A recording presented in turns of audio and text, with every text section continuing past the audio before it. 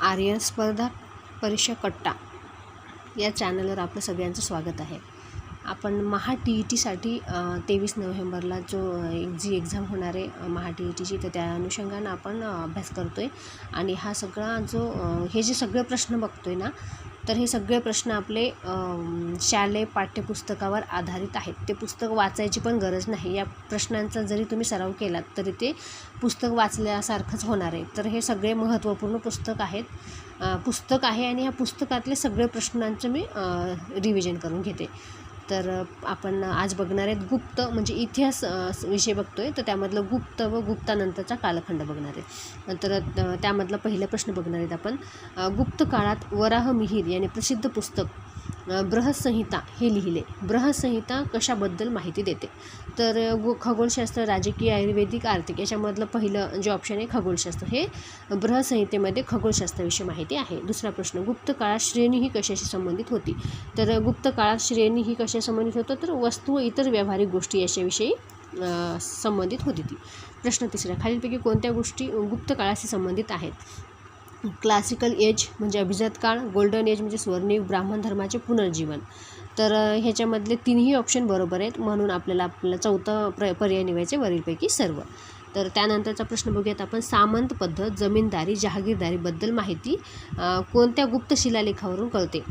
तर त्याचं उत्तर येतं इंदोर येथील स्तंभ शिलालेखातून. तर हे जे मी ऑप्शन 4 आहेत, हे चारही ऑप्शन मी वाचत नाही, उत्तर तेवढं सांगते. ते ऑप्शन तुम्ही बघून घ्या. आता योग्य जोड्या जुळवा. तर यादी 1 आणि यादी 2 दिलेले आहे. खगोलशास्त्राचे अभ्यास, वैद्यशास्त्र, गोष्टीवर आधारित पुस्तकं, अक्षर व इतर साहित्य. तर इथं जोड्या जुळवलेल्याच आहेत. खगोलशास्त्राचा अभ्यास म्हणजे होराष्ट्र पंचशिकामध्ये आहे. वैद्यशास्त्र नवनीतिका, गोष्टीवर आधारित पुस्तक तंत्रख्यायिका, अक्षर व इतर साहित्य नंदीन गोरटा. तर आपण त्याच्यानंतरचा प्रश्न बघू. खालीलपैकी कोणत्या गुप्त सम्राटाचे सर्वाधिक शिलालेख आढळतात? तर कुमारगुप्त 1 याचे सर्वाधिक शिलालेख आढळतात. त्यानंतर चंद्रगुप्त यांच्याशी संबंध असणारा खालीलपैकी वाकाटक सम्राट कोण होता? तर याचं उत्तर येतं रुद्रसेन दुसरा. तर नंतरचा प्रश्न पाहू आपण. खालील गुप्त सम्राटांचा क्रम कालानुक्रमे लावा. तर आपल्याला हा क्रम लावायचा आहे, कोणता आधी झाला आहे ते.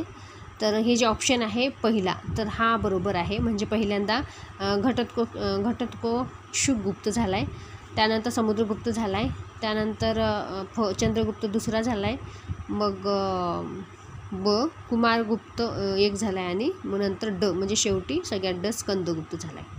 तर हे तुम्ही बघून घ्या. ह्याचं पहिलं ऑप्शन आहे उत्तर, फर्स्ट ऑप्शन. नंतरचा प्रश्न, खालील गुप्त काळाबद्दल विधानांचा विचार करून योग्य पर्याय निवडा. त्यामधलं कुमार अमात्य हा सर्वात महत्त्वाचा अधिकारी असून त्याची नियुक्ती सम्राटाद्वारे केली जात असे. दुसरे, खेडे प्रमुखाचे महत्त्व कमी झाले आणि जमीन कर त्याच्या परवानगीशिवाय घेतला जात असे. तर याच्यामधले 2 ऑप्शन दिलेले आहे, त्याच्यामधलं कोणतं बरोबर आहे असं सांगितलं. गुप्त काळाबद्दल बोललं गेलं तर ते विधान कोणतं बरोबर आहे? तर याच्यामधलं फक्त केवळ अ हे बरोबर आहे आणि ब चुकीचं आहे. तर 10वा प्रश्न आहे, अयोग्य विधान ओळखा म्हटलं आहे. प्राचीन भारतात गुप्तांनी मोठ्या प्रमाणात सोन्याची नाणी चलनात आणली असं म्हटले. तर त्याचं आणखी दुसरं ऑप्शन बघू. गुजरातवर विजय मिळवल्यानंतर मोठ्या प्रमाणात चांदीची नाणी चलनात आणली. तिसरं, कुशाणांपेक्षा जास्त तांबे नाणी गुप्तांनी चलनात आणले. पूर्वेकडील रोमन साम्राज्याशी गुप्तांशी व्यापारी संबंध होते. तर याच्यामधलं तिसरं चुकीचं आहे आणि पहिलं, दुसरं आणि तिसरं 3 ऑप्शन जे आहेत हे बरोबर आहेत. त्यानंतर प्रश्न आहे, हिंदूच्या त्रिमुखी देव बरं का, या संकल्पनाची सुरुवात कोणाच्या काळात झाली? हिंदूच्या त्रिदेव या संकल्पनेची सुरुवात कोणाच्या काळात झाली? तर गुप्त काळामध्ये झाली आहे. खालीलपैकी कोणत्या राज्याचा पराभव समुद्रगुप्त याने केला? तर रुद्रदेव याने केला आहे. 13वा प्रश्न, खालील विधाने विचारात घेऊन योग्य पर्याय निवडा. याच्यामधले 3ही पर्याय बरोबर आहेत, वरीलपैकी सर्व. त्यानंतर 14वा, खालीलपैकी कोणत्या सम्राटांच्या काळात हरणांचे आक्रमण झाले? कुमारगुप्त 1 याच्यामध्ये.